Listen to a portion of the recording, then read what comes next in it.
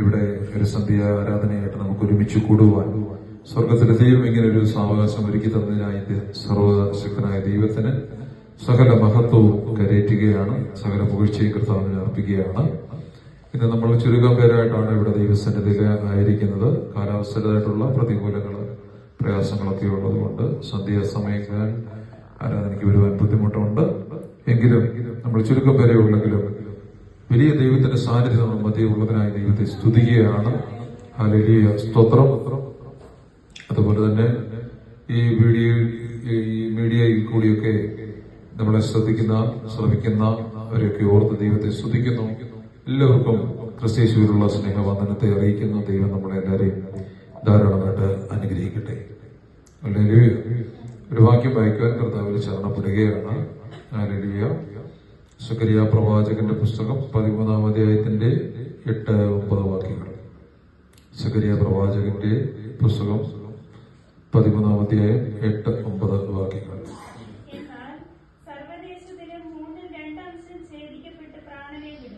എന്നാൽ സർവദേശത്തിലും 2/3 ഛേദിക്കപ്പെട്ട് പ്രാണനെ വിടും. 1/3 ശേഷിച്ചിരിക്കുമെന്ന് യഹോവയുടെ അരുളപ്പാട്.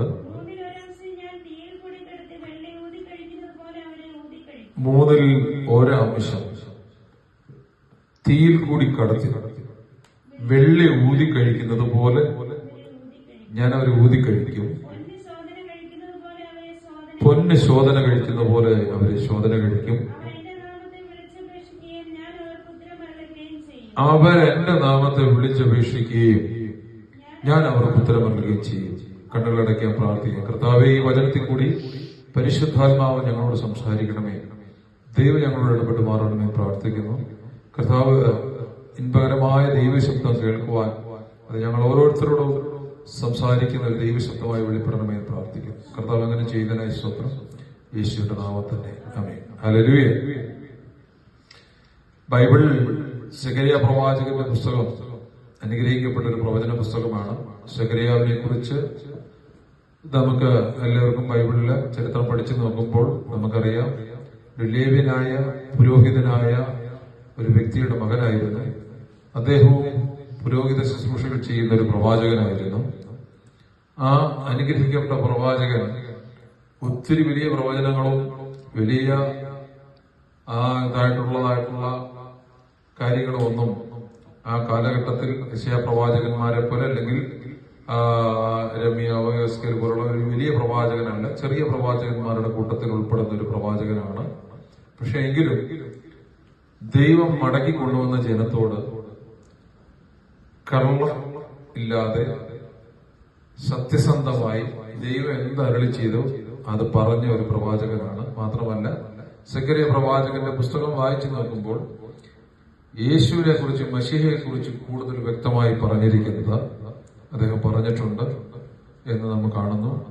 ഏകദേശം 40 വർഷത്തിന്റെ കാലയളവിലായിട്ടാണ് ഈ പുസ്തകത്തിലെ 1 മുതലുള്ള 8 വരെയുള്ള അധ്യായങ്ങളും അതിനുശേഷമുള്ള അധ്യായങ്ങളും പിന്നീടുള്ള 8-9 മുതലുള്ള അധ്യായങ്ങൾ ഏകദേശം 40 വർഷത്തിന് ശേഷമാണ്. അതിനപ്പം 13-ാമത്തെ അധ്യായമാണ് നമ്മൾ വായിച്ചത്. ഒരു ശേഷിപ്പിനെ കുറിച്ച് കാണിക്കുക. 3 ഉണ്ടെങ്കിൽ അതിൽ 2 എന്ത് ചെയ്യും? ഛേദിക്കപ്പെടും. 1 ശേഷിക്കപ്പെടും.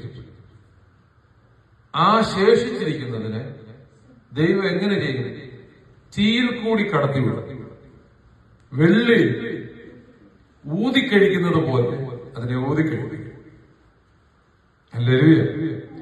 പൊന്ന് ശോധന ചെയ്യുന്നത് പോലെ ശോധന ചെയ്യും. ഹല്ലേലൂയ. എന്നിട്ട് എന്ത് ചെയ്യുമെന്നാ പറഞ്ഞിരിക്കുന്നത്? അവരെന്നെ വിളിച്ചപേക്ഷിക്കും. എന്റെ നാമത്തെ അവർ വിളിച്ചപേക്ഷിക്കും, ഞാൻ അവർക്ക് ഉത്തരമരുളും. ദൈവമക്കളെ, ഇതാണ് നമ്മുടെ പ്രത്യേകത. ഹല്ലേലൂയ. നമ്മള് കൂട്ടായ്മകൾ കാണുമ്പോൾ നേരത്തെ കർത്താവിന്റെ അഭിഷേകൻ റയിച്ചാൻ പറഞ്ഞതുപോലെ, ഹല്ലേലൂയ, സ്തോത്രം. ഇന്ന് ഇവിടെ വേറൊരു സംഭവം നടക്കുന്നെങ്കിൽ അവിടെ ഒത്തിരി പേര് കാണും, അവിടെ ഒത്തിരി പേര് കൂടാൻ കാണും. അല്ല, ഇപ്പൊ ഇലക്ഷൻ നടക്കുകയാണ്. ഓരോ ഇലക്ഷന്റെ ബൂത്തിൽ പോയി കഴിഞ്ഞു കഴിഞ്ഞാൽ നമുക്കറിയാം സന്ധ്യാസമയത്ത് ഒത്തിരി പേര് കൂടാൻ കാണും. പക്ഷെ വേർപെട്ട ജനം ആരാധിക്കാൻ വേണ്ടി നമ്മൾ ദൈവസന്നിധി കൂടാൻ ചുരുക്കം പേരേ ഉള്ളൂ. ദൈവം അങ്ങനെ മാറ്റി വെച്ചിരിക്കുന്നത്. 3-ൽ 2 ഛേദിക്കപ്പെടാൻ വേണ്ടി വെച്ചിരിക്കുക. പക്ഷെ ഒന്നിനെ ദൈവം എന്ത് ചെയ്തിരിക്കുന്നു? ഒന്നിനെ ശേഷിപ്പിച്ചിരിക്കുക. എന്തിനു വേണ്ടിയാണെന്ന് അറിയാമോ? അവനെ തീയിൽ കൂടി കടത്തിവിടും. അവന് വെള്ളി ഊതിക്കഴിക്കുന്ന പോലെ അവനെ ഊതിക്കഴിക്കും. പൊന്ന് ശോധന ചെയ്യുന്നത് പോലെ ശോധന ചെയ്ത് അവനെ കൊണ്ടുവരും. പക്ഷെ അവൻ വിളിച്ചപേക്ഷിക്കും, ഞാൻ ഉത്തരവരുന്നു. കരങ്ങളെ ഉയർത്തി അവനെ സ്തുതിച്ചാട്ടെ. ചിലര് ചോദിക്കാറില്ലേ, ഈ വിശ്വാസത്തിൽ പോയിട്ട്, ഈ പെന്തക്കോസ്ത് അനുഭവത്തിൽ പോയിട്ട് നിങ്ങൾക്ക് വീണ്ടും ഭയങ്കര പ്രയാസങ്ങളാണല്ലോ, കഷ്ടതയാണല്ലോ, ദുഃഖമാണല്ലോ. എനിക്കറിയത്തില്ല, ഇപ്പൊ ഒത്തിരി പ്രസംഗികൾ പ്രസംഗിക്കുന്നുണ്ട് എല്ലാം സുഖമാണ്, എല്ലാം അനുഗ്രഹമാണെന്ന്. പക്ഷെ ബൈബിൾ പറയുന്നതും കർത്താവ് പറയുന്നതും ഇങ്ങനെയാണ്: ലോകത്തിൽ നിങ്ങൾക്ക് കഷ്ടമുണ്ട്, എങ്കിലും ഞാൻ ലോകത്തെ ജയിച്ചിരിക്കുന്നു. അപ്പൊ ഈ കഷ്ടം വെച്ചിരിക്കുന്നത് എന്തിനാ? അല്ലേ ഇതാണ് ഒരു ഊതിക്കഴിക്കുന്നത്. അല്ലേ തീയിൽ കൂടി കടത്തിവിടുമെന്ന് പറയുന്നില്ലേ? ഇതിനങ്ങളിലൊക്കെ ഞാൻ നോക്കിക്കഴിഞ്ഞാൽ, എന്റെ ജീവിതത്തിന്റെ ചില ഭാഗങ്ങൾ ചോദിച്ചു നോക്കിക്കഴിഞ്ഞു കഴിഞ്ഞാൽ, തീ കൂടാ മാസ്റ്ററെ ഞാൻ വന്നോണ്ടിരിക്കുന്നേ, തീ കൂടാ സഹിക്കാൻ പറ്റുന്നില്ല. അല്ലേ അങ്ങനെ പറയുന്ന എത്രയോ പ്രാവശ്യം പറഞ്ഞിട്ടുണ്ട്. തീയുടെ അനുഭവമായിരുന്നു. പിന്നിലോട്ട് നോക്കിക്കഴിഞ്ഞാൽ തീയുടെ അനുഭവമായിരുന്നു, തീച്ചൂളയുടെ അനുഭവമായിരുന്നു. പക്ഷെ വെന്തു പോകാൻ ദൈവം സമ്മതിച്ചില്ലല്ലോ. നീ അവിടെ തകർന്നു പോകാൻ ദൈവം സമ്മതിച്ചില്ലല്ലോ. ഹല്ലേലൂയ. തീയുടെ അവസ്ഥയിൽ അനേകർ പട്ടുപോയിക്കൊണ്ടിരിക്കുമ്പോഴും തീയുടെ അവസ്ഥയിൽ കൂടി കടന്നു വന്ന് നിന്നെ അല്ലെങ്കിൽ ഒരു വെള്ളി ഊതിക്കഴിക്കുന്നത് പോലെ ഊതിക്കഴിച്ച്, ഒരു പൊന്നിനെ ശോധന ചെയ്യുന്നത് പോലെ ശോധന ചെയ്തിട്ട്, അല്ലെങ്കിൽ സ്വന്തം നിന്നെ കൈവിടുന്ന ഒരു ദൈവമല്ല. നീ വിളിച്ചപേക്ഷിക്കുമ്പോൾ ഉത്തരമരുളുന്ന ഒരു ദൈവമാണ് നമ്മുടെ ദൈവം. ഹല്ലേലൂയ. എന്നെ കേൾക്കുന്ന പ്രിയ സഹോദരങ്ങളെ, ഹല്ലേലൂയ സ്തോത്രം. നമ്മുടെ ദൈവം വിടുവിക്കുന്ന ദൈവമാണ്. നമ്മുടെ ദൈവം സൗഖ്യമാക്കുന്ന ദൈവമാണ്. ഹല്ലേലൂയ. കഴിഞ്ഞ ചില ആളുകളിൽ നമ്മൾ നേരിട്ടുകൊണ്ടിരിക്കുന്ന കഷ്ടതകളും പ്രയാസങ്ങളും ഒക്കെ നമ്മളെ തച്ചുടച്ച് കളയാനുള്ളതൊന്നും അല്ല. ഹല്ലേലൂയ സ്തോത്രം. നമ്മൾ ഓർക്കും, അല്ലെങ്കിൽ ഈ പ്രയാസം വന്നത് എന്നോട് ദൈവത്തിന് ഇഷ്ടമില്ലാഞ്ഞിട്ടാണോ, അല്ലെങ്കിൽ ഈ പ്രയാസത്തിൽ കൂടെ ഞാൻ കടന്നുപോയത് എന്റെ ദൈവത്തിന് എന്നെ ഇഷ്ടമില്ലാഞ്ഞിട്ടാണോ എന്നൊക്കെ ചിന്തിക്കും. ഇല്ലില്ല, ദൈവത്തിന് നമ്മളെ ഇഷ്ടമുണ്ട്. ദൈവത്തിന് നമ്മളോടൊരു മഹാമനസ്സല്യമുണ്ട്. ദൈവത്തിന് നമ്മളോടൊരു കരുണയുണ്ട്. നീ വിളിച്ചപേക്ഷിക്കുമ്പോൾ ഉത്തരമരുളുന്ന ഒരു ദൈവമാണ് നമ്മുടെ ദൈവം. Hallelujah, hallelujah.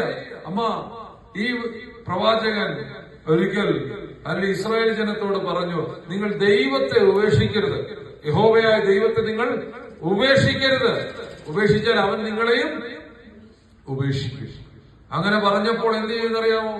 അന്നത്തെ കാലത്ത് എല്ലാവരും കൂടെ കൂട്ടം കൂടിയിട്ട് ഈ ദൈവമനുഷ്യനെ അവിടുത്തെ രാജാവിന്റെ കൽപ്പനയോടുകൂടി അദ്ദേഹം ശുശ്രൂഷ ചെയ്യുവാൻ വേണ്ടിയിട്ട് പ്രാകാരത്തിലേക്ക് കടന്നുപോയപ്പോൾ അദ്ദേഹത്തെ കല്ലെറിഞ്ഞു കൊന്നു. സത്യമായ കാര്യമാണ് അദ്ദേഹം പ്രവചിച്ചു പറഞ്ഞത്. നിങ്ങൾ ദൈവത്തെ ഉപേക്ഷിച്ചാൽ നിങ്ങളെ ദൈവം ഉപേക്ഷിക്കും. ഹല്ലേലൂയ. ആ പ്രവചന ശബ്ദം അദ്ദേഹം പറഞ്ഞിട്ട് അദ്ദേഹം ആലയത്തിലേക്ക് കടന്നു പോകുമ്പോൾ നമുക്കറിയാം, വിശുദ്ധ സ്ഥലമുണ്ട്, അതിവിശുദ്ധ സ്ഥലമുണ്ട്, പ്രാകാരമുണ്ട്. പ്രാകാരത്തിൽ വെച്ച് അദ്ദേഹത്തെ കല്ലെറിഞ്ഞു കൊല്ലുവേണ്ട കൊണ്ടവിടെയായിട്ട്. ഹല്ലേലൂയ. ഈ സത്യം സംസാരിക്കുന്നതിന് ചിലപ്പോൾ ഒരു ആയുസൊന്നും കാണണമെന്നില്ല. ഹല്ലേലൂയ. ഒറ്റ പ്രസംഗത്തിൽ ബൈബിള് മുഴുവൻ പ്രസംഗിച്ച ഒരു വ്യക്തിയുണ്ട്. പേരെന്താണെന്ന് നിങ്ങൾക്കറിയാമോ? പുതിയ നിയമത്തിൽ അപ്പോസ്തല പ്രവൃത്തിയിൽ നമ്മൾ വായിക്കുന്നു, നമുക്കറിയാം. ഹല്ലേലൂയ. സ്തേഫാനോസ് എന്ന് പറഞ്ഞ മനുഷ്യൻ. ആ സ്തേഫാനോസ് എന്ന് പറഞ്ഞ മനുഷ്യൻ, ഹല്ലേലൂയ സ്തോത്രം, ദൈവത്തിന്റെ സന്നിധി